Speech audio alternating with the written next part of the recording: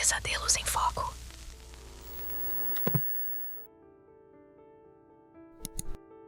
E aí, já se inscreveu no canal? Não esqueça de deixar o like, comentar ou o próximo da história pode ser você.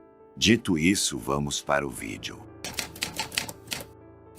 Nunca fui muito fã de brechós. Tem algo em mexer nas coisas descartadas por outras pessoas que nunca me pareceu certo. Mas lá estava eu, em um tranquilo bairro residencial no coração de São Luís, no Maranhão, atraído por uma placa escrita à mão com os dizeres brechó. A placa, presa a um poste de madeira, estava desgastada e parecia estar ali há anos, esperando alguém como eu para encontrá-la. A casa que realizava o brechó era uma construção colonial antiga de 2 andares. A tinta branca estava descascando, revelando a madeira envelhecida por baixo. O quintal estava repleto de objetos tão antigos quanto a própria casa. As mesas transbordavam com livros empoeirados, louças lascadas, ferramentas enferrujadas e roupas desbotadas. No meio de tudo isso, havia um homem idoso, de costas curvadas e rosto marcado pelo tempo. Seus olhos brilharam ao me ver. Ah, um cliente! Venha, venha, ele chamou, e eu acabei entrando no quintal bagunçado. Não planejava comprar nada. Só estava matando tempo antes de uma reunião. Mas o homem parecia tão animado que achei rude ir embora. Comecei a vasculhar os itens, sem muita vontade, pegando um livro aqui e uma ferramenta ali. Nada parecia particularmente interessante até que cheguei ao canto mais distante do quintal. Havia uma mesa coberta com vários trinkets, e entre eles estava uma pequena caixa ornada. Era linda, feita de madeira escura com entalhes intrincados e um fecho de latão brilhante. Peguei-a, admirando a habilidade artesanal. Ah, você encontrou minha caixa do tesouro, disse o velho, aparecendo ao meu lado. Bonita, não é? Assenti, passando os dedos pelos entalhes, sentindo uma estranha atração pela caixa. Quanto custa? R$ 50, ele respondeu. Era um preço alto para um item de brechó, mas havia algo na caixa que me fez querer possuí-la. Então, paguei, coloquei a caixa debaixo do braço e fui embora, sentindo uma estranha sensação de satisfação. Em casa, encontrei um lugar para a caixa na minha mesa de estudos. Parecia perfeita ali, como se sempre tivesse pertencido ao espaço. Abri-a para encontrar o interior vazio. Não era surpresa, mas, de alguma forma, fiquei decepcionado. Dei de ombros, fechei a caixa e voltei ao trabalho. Na manhã seguinte, acordei com um som estranho. Era fraco, como um sussurro distante. Segui o som e me vi no meu escritório, parado diante da caixa. Abri-a e o sussurro parou. A caixa ainda estava vazia.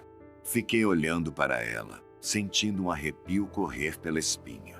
Sacudi a cabeça, atribuindo o som à falta de sono. Fechei a caixa e segui com meu dia. Mas, à medida que os dias se transformaram em semanas, os sussurros continuaram. Eu só conseguia ouvi-los quando estava perto da caixa. Eram palavras sem sentido, aleatórias, mas incessantes. Perdendo a sanidade, tentei me livrar da caixa. Joguei-a no lixo, mas ela reapareceu na minha mesa no dia seguinte. Tentei queimá-la, mas as chamas não a tocavam. Enterrei-a, mas acordei com ela ao lado da minha cama. Eu estava perdendo sono, perdendo peso e, aos poucos, perdendo a razão. Os sussurros estavam sempre lá, um ruído constante ao fundo. Não conseguia me concentrar no trabalho, aproveitar minhas refeições ou ter um momento de paz. Estava preso na minha própria casa, assombrado não por um fantasma, mas por uma caixa. Desesperado, decidi voltar ao brechó. Precisava encontrar o velho, encontrar uma maneira de me livrar da caixa. Mas, quando cheguei ao bairro, a casa havia sumido. Não demolida, simplesmente desaparecida, como se nunca tivesse existido. Os vizinhos me olharam como se eu fosse louco quando perguntei sobre a casa e o velho. Voltei para casa derrotado e desolado. Os sussurros estavam mais altos do que nunca. Peguei a caixa, gritei com ela, implorei para que parasse. E então, parou. O silêncio foi ensurdecedor. Abri a caixa, que ainda estava vazia, mas, enquanto encarava, vi algo, não com meus olhos, mas com minha mente. Memórias inundaram minha mente, não minhas, mas de outras pessoas. Tristeza, alegria, medo, amor. Foi avassalador, insuportável. Não sei quanto tempo fiquei ali, com a caixa aberta à minha frente. Quando voltei a mim, me senti diferente, mais leve, mas também mais completo. A caixa era um recipiente, mas não para objetos. Ela guardava as emoções de seus antigos donos, acumuladas ao longo de séculos. Finalmente entendi por que o velho a vendeu. Ele estava se libertando, passando seu fardo adiante. E agora o fardo era meu. A caixa fica em minha mesa, silenciosa por enquanto. Sei que não está vazia. Ela guarda dentro de si um pedaço do meu espírito, meus medos, minhas esperanças, minhas emoções. É meu tesouro, minha maldição, minha companheira. Temo o dia em que a caixa começará a sussurrar novamente, o dia em que será hora de passá-la adiante. Até lá, sou apenas eu, a caixa e esta velha casa, esperando pelo próximo brechó. Quando estacionei em frente ao brechó no coração de São Sebastião, uma cidade litorânea no sul do Brasil, o calor sufocante já fazia gotas de suor escorrerem pela minha testa. O sol, um globo ofuscante no céu sem nuvens, lançava sombras longas sobre o asfalto rachado e as casas desgastadas pelo tempo. O bairro, outrora uma área suburbana movimentada, agora parecia uma cidade fantasma, com cercas brancas desbotadas e quintais tomados pelo mato. Um silêncio assustador pairava no ar, quebrado apenas pelo zumbido distante de cigarras e pelo ocasional grasnar de um corvo. O brechó acontecia em uma antiga casa vitoriana. A tinta estava descascando, as persianas pendiam tortas, e o jardim murcho havia sucumbido ao sol implacável. Um grande cartaz, pintado às pressas com as palavras brechó, balançava na grade de ferro enferrujada. Ela rangeu de maneira sinistra quando a empurrei, o som ecoando no silêncio. O quintal estava repleto de uma mistura bizarra de objetos. Móveis antigos, bonecas de porcelana com olhos desbotados, pilhas de livros amarelados e discos de vinil gastos. Um homem idoso, frágil e encurvado, sentava-se atrás de uma mesa improvisada. Seus olhos encovados me observavam com uma intensidade perturbadora. Seu sorriso, desprovido de calor, me causou um arrepio apesar do calor sufocante. "Tome seu tempo, filho", ele grasnou, sua voz tão seca quanto folhas farfalhando ao vento. "Você vai encontrar algo de que precisa." Assenti, mas uma sensação de desconforto crescia enquanto começava a vasculhar os itens. Cada peça parecia carregar uma história, uma memória, um pedaço da vida de alguém. O ar parecia pesado, como se fosse comprimido pelo passado coletivo daqueles objetos. Peguei um álbum de fotos empoeirado, cheio de imagens em tom sépia de pessoas há muito esquecidas.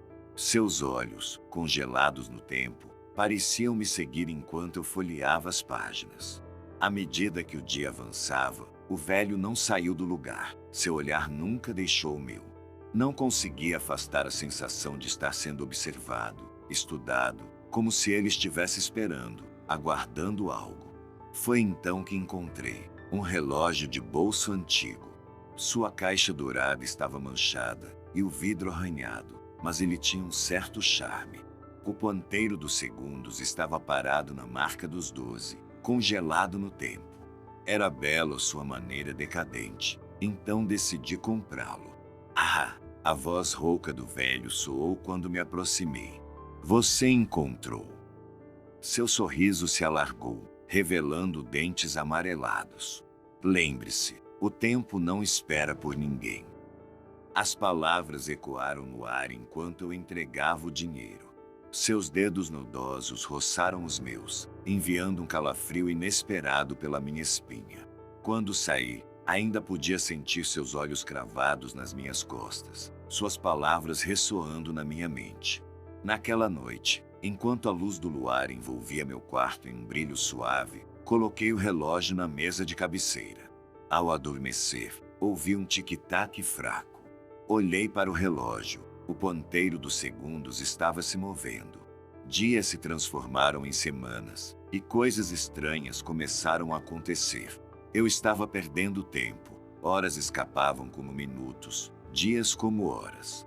Cheguei atrasado ao trabalho, perdi compromissos, e até meus reflexos pareciam envelhecer rapidamente. Eu estava envelhecendo mais rápido do que deveria. O problema era o relógio. O ponteiro dos segundos, antes paralisado, agora se movia com uma precisão implacável. Cada tic-tac parecia ecoar as palavras do velho. O tempo não espera por ninguém. Ele estava consumindo meu tempo, minha vida. Em um ato de desespero, dirigi de volta a casa, mas ela estava vazia. O brechó havia desaparecido e o velho sumido, deixando para trás uma casa desolada e um silêncio assustador. A única coisa que restou foi o cartaz balançando ao vento, suas palavras um lembrete claro da horrível verdade. Agora, enquanto escrevo esta história, o relógio está ao meu lado. Posso sentir meu tempo escorrendo, tic-tac, tic-tac, implacável e inexorável. Minhas mãos, agora frágeis e manchadas pela idade, lutam para acompanhar. Quero avisá-lo, contar-lhe sobre o brechó, o relógio, o velho. Mas o tempo não espera por ninguém. E meu tempo está acabando. O calor era insuportável na pequena cidade de Manaíra, no interior da Paraíba. O sol castigava impiedosamente as ruas rachadas, as casas de madeira e os quintais empoeirados. Nesse canto tranquilo e quase esquecido do mundo, a vida seguia em um ritmo lento. As pessoas se moviam com uma preguiça nascida das condições severas e do isolamento da cidade. Mas hoje havia algo diferente. Havia um brechó na velha mansão ao final da Rua das Árvores. A casa era uma estrutura imponente que já fora a mais grandiosa da cidade, mas ao longo dos anos havia se deteriorado em um edifício fantasmagórico. Nunca tinha visto alguém entrar ou sair dali, mas naquele dia, uma infinidade de artefatos desbotados de uma era passada estava espalhada pelo jardim abandonado. No meio de tudo isso, uma figura magra e encurvada, presumivelmente o dono, sentava-se em silêncio em uma cadeira gasta, observando tudo. Não sou um homem facilmente seduzido por bugigangas. Já vi o suficiente da vida para saber que as posses materiais são apenas distrações temporárias das realidades duras. Mas algo naquele brechó me intrigou. Uma curiosidade inexplicável me puxou para dentro, e logo eu me vi vagando entre os objetos espalhados, cada um sussurrando histórias não contadas de outros tempos. Havia relógios de bolso com ponteiros paralisados no tempo, pinturas a óleo de pessoas há muito esquecidas, bonecas de porcelana com olhos sem vida e incontáveis outros itens, cada um mais empoeirado e esquecido que o anterior. Enquanto passeava por aquela arrumação caótica, uma mala de couro desgastada chamou minha atenção. Era comum, provavelmente dos anos 50 ou 60, mas emanava uma aura de mistério. Estendi a mão para tocá-la, e o dono, um homem frágil, com olhos fundos e rosto macilento, subitamente ergueu o olhar. Seu olhar era tão afiado quanto de uma águia, e isso me fez recuar levemente. "Isso não está à venda", ele grasnou, sua voz quase inaudível. Mas eu já havia aberto a trava. A mala rangeu ao se abrir, revelando uma pilha de cartas antigas, algumas fotos em preto e branco e um mapa amarelado. O mapa era de Manaíra, mas parecia diferente. Mostrava ruas e prédios que já não existiam, além de uma rede intrincada de túneis sob a cidade. O que mais me intrigou foi uma cruz vermelha marcada em um local específico. As antigas minas nos arredores da cidade, abandonadas havia décadas. Impulsionado por um impulso imprudente, decidi investigar. Ao entardecer, segui para as minas, o mapa como meu único guia. Os túneis estavam desertos e sombrios, o silêncio quebrado apenas pelo distante pingar de água. Segui o mapa até chegar ao ponto marcado pela cruz vermelha. O que encontrei ali me abalou até o âmago. Uma câmara escondida repleta de ossos humanos, centenas deles, empilhados como lenha. Um testemunho sombrio de um massacre horrível e esquecido. O medo me tomou, mas sabia que precisava compartilhar aquela descoberta macabra. Corri de volta à cidade, o eco assustador da caverna cheia de ossos ainda soando em meus ouvidos. Mas quando cheguei ao brechó, ele estava deserto. O velho, a mala, os artefatos, tudo havia desaparecido. A mansão permanecia lá, tão silenciosa e assustadora quanto antes. Relatei tudo ao xerife local, mas a investigação não encontrou nada. Nenhum osso, nenhuma câmara secreta, nem mesmo os túneis do mapa. Era como se eu tivesse imaginado tudo. O brechó, a mala, a descoberta assustadora. Nada restou além de uma memória assombrada. Ainda moro em Manaíra, ainda perseguido por aquele dia terrível. Passo pela mansão todos os dias, mas ela permanece em silêncio, seus segredos profundamente enterrados dentro dela. E não posso deixar de me perguntar, será que foi tudo real? Ou foi apenas uma história macabra inventada por um velho como a mala comum de um brechó? Acho que nunca vou saber. Há uma pequena e charmosa cidade no coração de Minas Gerais, chamada São José da Serra. É um desses lugares onde as folhas ficam vermelhas como fogo no outono. Os moradores são acolhedores e o ar parece ter um toque mais doce do que em qualquer outro lugar. É pitoresca, é tranquila, e foi ali que nossa história se desenrolou. Meu nome é Davi. Como ex-policial, já vi minha cota de horrores e tragédias, mas nada, e eu realmente quero dizer nada, me preparou para o que encontrei naquela tarde ensolarada de junho. Assim como qualquer sábado comum, a cidade estava cheia de brechós. Decidi visitá-lo na periferia de São José, uma área onde as casas eram poucas e distantes umas das outras. O brechó acontecia em uma casa velha, com uma pintura desgastada e cercada por ervas daninhas que pareciam engolir as paredes. O quintal estava repleto de objetos dos mais variados tipos, cada um carregando sua própria história não contada. Fui atraído por um baú antigo, seu mogno gasto pelo tempo. O vendedor, um senhor idoso com um sorriso sinistro, estava mais do que feliz em vendê-lo por uma pechincha. Intrigado, levei o baú para casa sem saber o pesadelo que acabará de trazer para minha vida.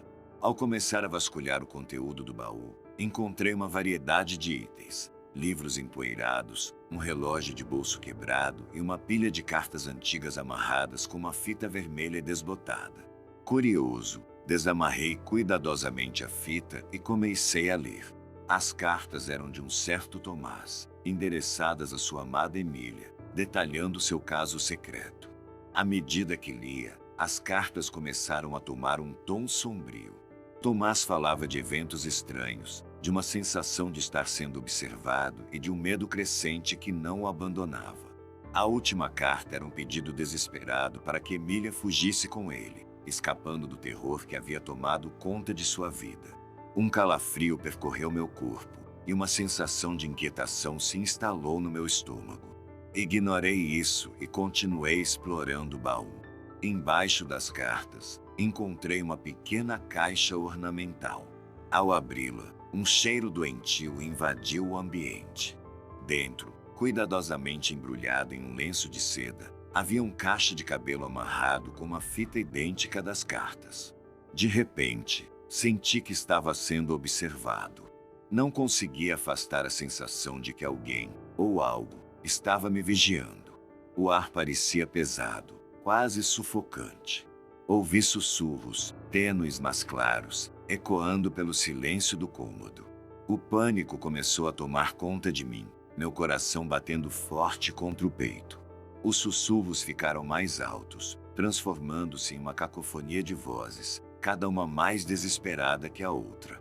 Conseguia distinguir uma única frase sendo repetida incessantemente: "Fuja, Emília, fuja."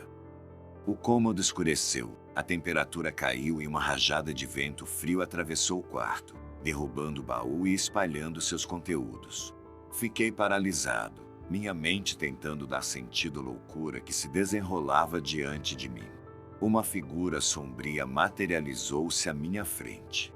Era Tomás, seus olhos transbordando terror, implorando por ajuda. Tentei me mover, correr, mas meus pés estavam presos ao chão. Tomás estendeu a mão, passando por mim como se eu fosse um fantasma. Ajude-me a salvar Emília, ele sussurrou antes de desaparecer, deixando-me sozinho no quarto. O horror de tudo aquilo me atingiu como um raio. Eu havia tropeçado em uma maldição, uma história de amor e terror que havia transcendido as barreiras do tempo. Agora, eu fazia parte dela, um jogador em um jogo mortal no qual eu não havia me inscrito. Passei os dias seguintes pesquisando sobre Tomás e Emília e o destino sombrio que os aguardava. Percebi que a única maneira de encerrar o horror era quebrar a maldição, ajudando Tomás a salvar Emília. À medida que montava as peças de sua história, senti uma crescente determinação. Eu iria acabar com isso, não apenas por mim, mas por eles também. Estava decidido a enfrentar o horror de frente, lutar contra o medo que havia se infiltrado em minha vida. E assim começou minha jornada, uma incursão em um mundo de mistério, escuridão e maldições antigas. Foi uma jornada que mudaria minha vida para sempre, testando minha coragem e minha vontade de sobreviver. Mas eu estava pronto. Afinal, sou Davi, o homem que já viu de tudo, e ainda não havia terminado. Lembro-me daquele dia como se fosse ontem. O sol estava alto no céu, e seu calor era quase insuportável.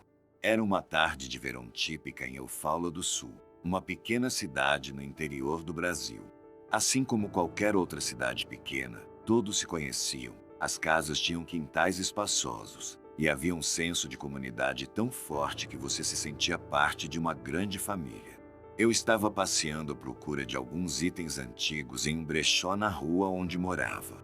O evento acontecia na frente de uma velha casa vitoriana que já vira dias melhores. A tinta estava descascada, e o jardim que um dia fora vibrante agora era um amontoado de ervas daninhas. A proprietária era a Dona Abigail, uma senhora idosa conhecida por sua excentricidade. Ela era famosa por sua coleção de bugigangas e objetos vintage, que expunha em seu brechó anual. Enquanto caminhava pelo local, examinava mesas cheias de livros empoeirados, móveis quebrados e roupas antigas. Estava prestes a ir embora quando algo chamou minha atenção. Uma caixa de música com entalhes intrincados e um acabamento dourado desbotado. Parecia completamente deslocada entre os outros itens. Peguei e girei a chave. Uma melodia suave começou a tocar. Era reconfortante, mas havia algo inquietante nela. Senti um arrepio, mas ignorei e decidi comprá-la.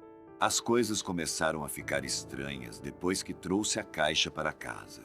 Eu me senti observado, uma sensação tão intensa que era impossível ignorar.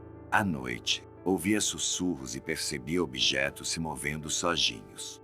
O mais assustador, porém, era que a caixa de música tocava sozinha, sempre às 3 horas da manhã. Pensei estar perdendo a cabeça. Mas então, uma noite, eu a vi, uma figura feminina parada ao pé da minha cama, olhando para mim com olhos vazios. Ela vestia roupas de época, sua pele era pálida, e ela emanava uma aura de medo. Aparecia todas as noites, sempre às 3 horas, no mesmo horário em que a caixa começava a tocar.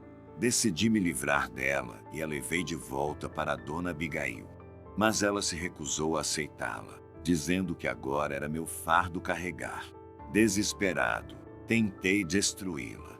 Queimei, enterrei, joguei fora, mas não importava o que eu fizesse, a caixa sempre reaparecia intacta em minha casa. Finalmente, decidi procurar a ajuda de um padre local. Ele realizou um ritual para expulsar o espírito preso à caixa. A casa tremeu, as luzes piscaram, e ouvi uma mulher gritar. Então, silêncio. A caixa de música parou de tocar sozinha, a mulher desapareceu, e os eventos estranhos cessaram. Ainda moro na mesma casa, e a caixa ainda está comigo, mas ela nunca mais tocou sem ser acionada. Mesmo assim, cada vez que a vejo, sinto um calafrio percorrer meu corpo.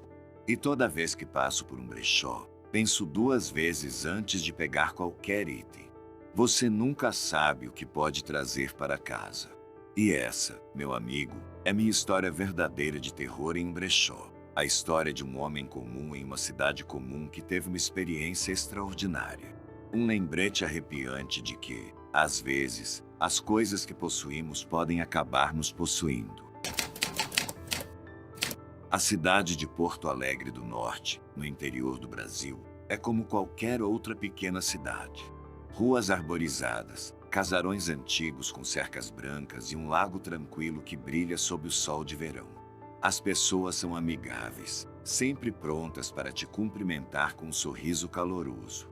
Era ali que eu morava, em uma casa de 2 andares na esquina das ruas Igreja e Era um lugar tranquilo, quase idílico, até que deixou de ser. Era uma manhã de sábado. O sol estava alto no céu, lançando sombras longas e brincalhonas pelo chão. Meu vizinho, Senhor Teodoro, estava realizando seu tradicional brechó anual. Ele era um homem peculiar, vivia sozinho e tinha uma fascinação estranha por antiguidades. O brechó era sua maneira de desocupar a casa, cheia até o teto de objetos colecionados ao longo dos anos. Como de costume, decidi dar uma olhada no brechó. Vasculhei pilhas de livros velhos, ferramentas enferrujadas e bonecas de porcelana empoeiradas. Foi então que encontrei algo que chamou minha atenção. Um baú de metal. Era pequeno, mais ou menos do tamanho de uma caixa de sapatos, com cantos enferrujados, mas ainda em boas condições. Ao abri-lo, encontrei uma coleção de fotos antigas em preto e branco. Eram imagens da cidade, parecendo datar de um século atrás. Havia algo perturbador nas fotos. Elas mostravam cenas cotidianas, a praça central, a padaria local, a igreja. Mas em cada uma delas havia uma figura, uma mulher, sempre ao fundo, sempre fora de foco. Havia algo nela que me deixava inquieto. Perguntei ao Sr. Teodoro sobre as fotos, mas ele apenas disse que faziam parte da história da cidade. O jeito como ele falou, porém, me deu calafrios. Era como se ele estivesse me alertando sobre algo. As coisas começaram a mudar depois disso. Eu comecei a notar coisas estranhas. Sombras que se moviam sozinhas, sussurros no meio da noite, a sensação constante de estar sendo observado. Então eu a vi, a mulher das fotos. As aparições se tornaram mais frequentes, mais reais. Eu acordava no meio da noite sentindo sua respiração fria em meu pescoço. Eu a via no espelho, parada atrás de mim, o rosto escondido sob um véu. E ouvia seus sussurros, sua voz fria e oca, dizendo apenas uma palavra: saia. Fiz o que qualquer pessoa sensata faria. Levei o baú de volta ao Sr. Teodoro. Mas ele se recusou a aceitá-lo, dizendo que agora era meu. Foi aí que percebi, eu estava amaldiçoado.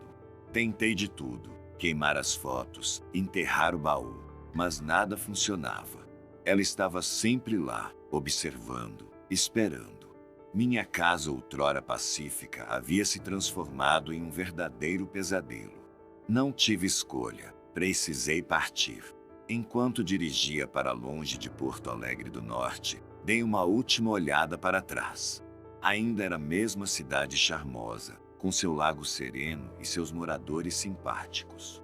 Mas havia algo diferente, algo mais sombrio.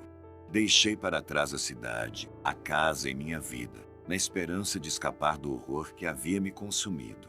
No fim, foi apenas um brechó, um simples e inofensivo brechó. Mas ele mudou tudo. Mudou a mim. Às vezes, ainda vejo aquela mulher em meus sonhos, sempre observando, sempre esperando.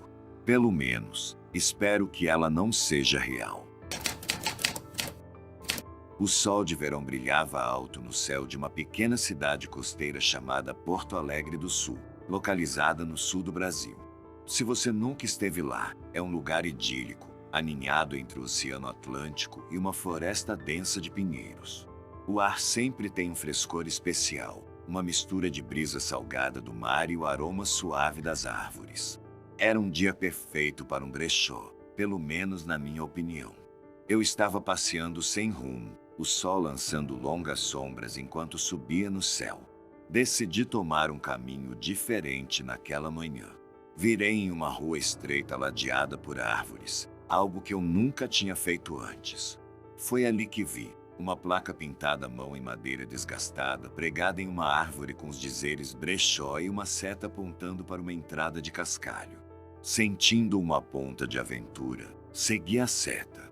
O som do cascalho sob meus sapatos era o único ruído além dos gritos distantes das gaivotas. A casa ao final da entrada era uma construção vitoriana de 2 andares, rodeada por vegetação exuberante. Parecia saída de um livro de história, com sua pintura descascada e janelas empoeiradas. No quintal, havia uma coleção peculiar de objetos espalhados sobre mesas e cobertores. Velhos abajures, ferramentas enferrujadas, livros gastos, discos de vinil empoeirados e brinquedos antigos. Uma mulher idosa, frágil e envolta em xales, supervisionava a cena. Enquanto vasculhava os itens, sentindo seus pesos e imaginando suas histórias, algo chamou minha atenção. Era um relógio de bolso prateado, brilhando sob o sol como se fosse imune ao tempo. Contrastava completamente com os outros objetos. Peguei-o e senti o metal frio contra minha pele. Ao abri-lo, meu coração disparou. Dentro, havia uma fotografia antiga de uma mulher que parecia exatamente com a senhora que organizava o brechó, exceto que ela estava jovem, vibrante e ao lado de um homem que tinha uma semelhança assombrosa comigo. Senti um calafrio, mesmo com o calor do dia. Mostrei a foto à velha senhora, e seus olhos se arregalaram. Ela sussurrou algo quase inaudível: tempo. Depois, estendeu uma mão frágil e insistiu que eu ficasse com o relógio de graça. Saí apressado, o relógio queimando em meu bolso.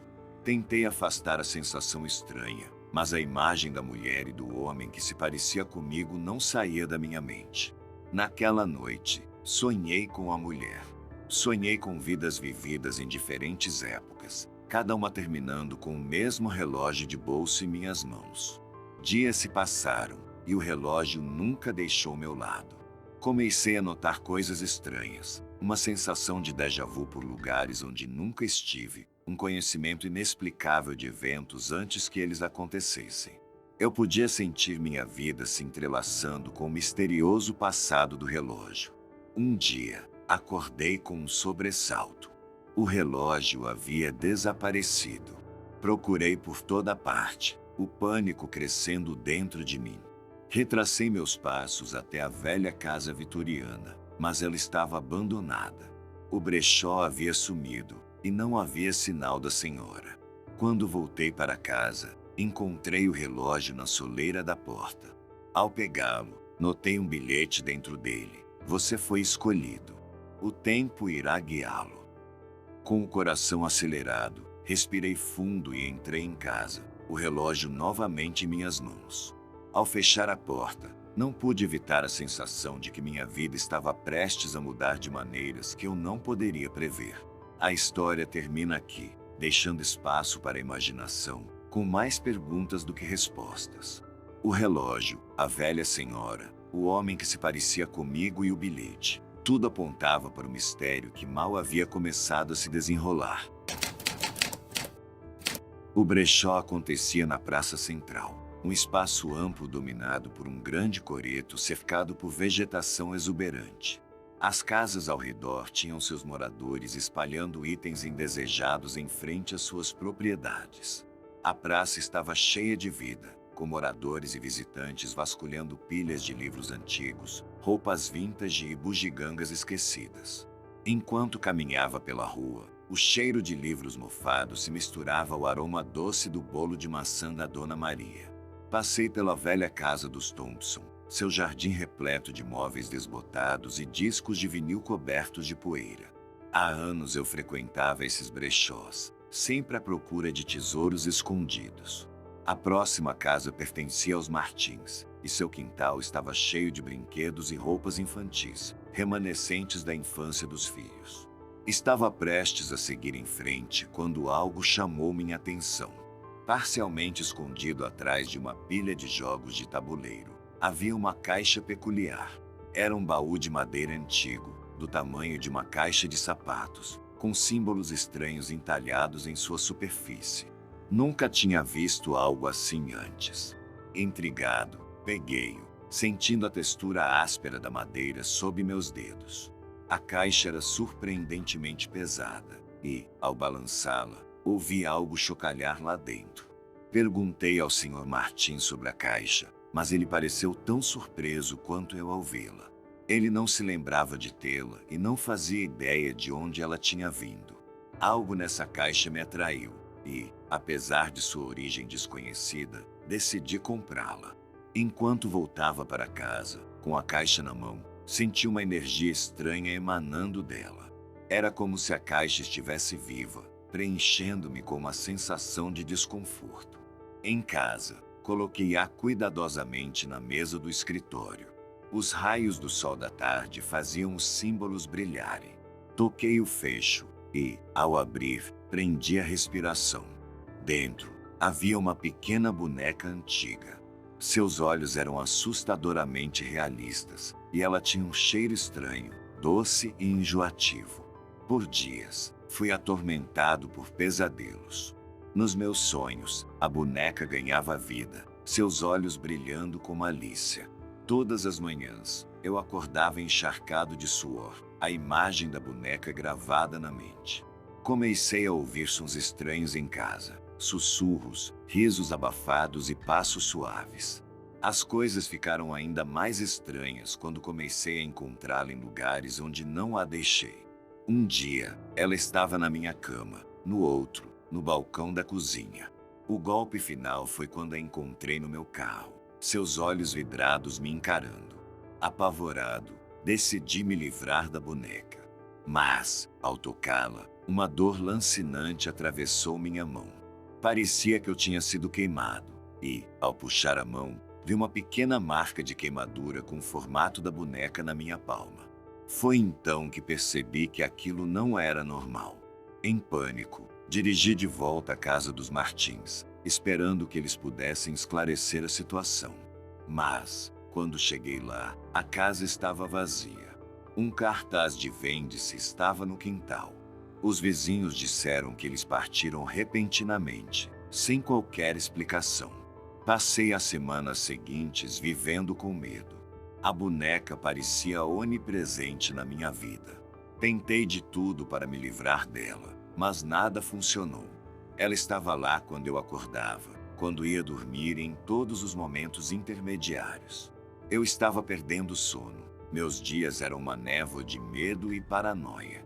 Desesperado, decidi procurar a ajuda de um historiador local, esperando que ele pudesse me contar mais sobre a caixa e a boneca. Ao explicar minha situação, seu rosto empalideceu. Ele me contou sobre uma lenda antiga da cidade, uma história de uma boneca amaldiçoada que trazia desventuras para seu dono. Disse que a única forma de quebrar a maldição era devolver a boneca ao seu lugar original de descanso. Sem outras opções, segui suas instruções, dirigindo profundamente para dentro da floresta que cercava a cidade. Ao colocar a boneca de volta na caixa e enterrá-la no solo, senti uma calma repentina tomar conta de mim. Sabia que tinha quebrado a maldição. Nos dias que se seguiram, os eventos estranhos cessaram e finalmente consegui dormir em paz. A memória da boneca e o medo que ela instilou em mim ainda permaneciam, mas eu estava feliz por estar livre dela. Prometi nunca mais ir a outro brechó, uma promessa que mantenho até hoje. E essa é minha história, o conto do brechó que trouxe terror à minha vida. Um lembrete de que nem tudo que reluz é ouro, e às vezes as coisas que encontramos podem ser mais do que barganhamos. Meu nome é João, tenho 45 anos e moro em Gramado, uma pequena cidade no sul do Brasil. A vida seguia seu ritmo monótono até aquele dia. Sim, aquele dia. quando eu me deparei com uma venda de garagem fora do comum. Gramado sempre foi uma cidade pitoresca, aninhada entre as montanhas e cercada por florestas de pinheiros que parecem sussurrar segredos antigos. O ar ali tem algo de etéreo, como se a cidade estivesse suspensa entre o real e o imaginário. Talvez seja a neblina que desce das montanhas ao amanhecer, envolvendo tudo em um véu de mistério. Era um sábado típico. O céu estava claro, o sol brilhava, e as ruas estavam tranquilas, banhadas por uma luz dourada que parecia acalentar a alma. Enquanto caminhava sem rumo, notei uma placa desgastada indicando uma venda de garagem. Nunca fui muito fã dessas coisas, mas algo naquele cartaz chamou minha atenção. Ele apontava para um beco estreito, quase engolido pelas sombras. Segui o caminho e me vi diante de uma casa simples, que parecia ter visto dias melhores. Era uma construção antiga, de estilo europeu, com detalhes em madeira que ainda mantinham vestígios de sua antiga grandiosidade. No quintal, havia uma miscelânea de objetos tão velhos quanto a própria casa. Ferramentas enferrujadas, móveis desgastados e pilhas de livros cobertos de poeira. O dono da casa, um senhor idoso com costas curvadas e olhos azuis penetrantes, sentava-se em uma cadeira de balanço, observando tudo com um ar enigmático. Enquanto vasculhava os itens, algo capturou meu olhar, um espelho antigo com moldura dourada. Era incrivelmente limpo em comparação com os outros objetos, e refletia a luz do sol de maneira hipnotizante. Não resisti e perguntei ao homem o preço. Ele sorriu de forma estranha e pediu uma quantia absurdamente baixa. Sem pensar duas vezes, comprei o espelho, pensando que seria uma boa adição à minha sala de estar. Como eu estava enganado! Ao pendurar o espelho em casa, percebi algo estranho. O reflexo parecia atrasado, como se o espelho estivesse capturando momentos segundos depois de acontecerem. Pensei que fosse ilusão, algum truque da luz. Mas aquela noite, tudo começou a ficar sinistro. Acordei com uma brisa gelada e o som de passos arrastados. Pensei que fosse algum intruso, mas, ao verificar, tudo estava como eu havia deixado, exceto o espelho, que estava inclinado, como se alguém o tivesse movido. Nos dias seguintes, as coisas pioraram. Minha sala estava bagunçada, os móveis virados, e o espelho estava no chão, quebrado. Decidi instalar câmeras de segurança, mas elas não registraram nada. Os sons continuavam, vindos diretamente do espelho, sussurros, risos e batidas altas. Uma noite, decidi vigiar o espelho. Conforme a escuridão avançava, vi meu reflexo distorcido, transformando-se em algo grotesco, algo que não era humano. Seus olhos brilhavam, e ele mostrava dentes afiados, como garras prontas para atacar. Paralisado de medo, vi a criatura saltar do espelho e sentir uma mão fria agarrar minha garganta. Lutei para me libertar, mas ela era forte demais. Quando achei que ia desmaiar, a criatura me soltou e desapareceu de volta para o espelho. Desesperado, tentei devolver o espelho ao homem, mas sua casa estava vazia. Os vizinhos disseram que ele havia sumido durante a noite. Também mencionaram que ele tentava vender aquele espelho há anos, mas ninguém o queria. Agora eu sabia por quê. Estava preso com o espelho e a entidade que habitava dentro dele. Tentei destruí-lo, queimá-lo, até enterrá-lo, mas ele sempre voltava. Hoje, vivo em constante medo. Cada noite é uma batalha pela sobrevivência. Não sei o que a criatura quer ou por que escolheu a mim, mas uma coisa é certa: aquela venda de garagem foi o maior erro da minha vida. E agora, enquanto vejo meu reflexo se transformar naquela criatura grotesca, espero que esta história chegue até você a tempo. Cuidado com brechós, especialmente em Gramado. Você nunca sabe o que pode trazer para casa.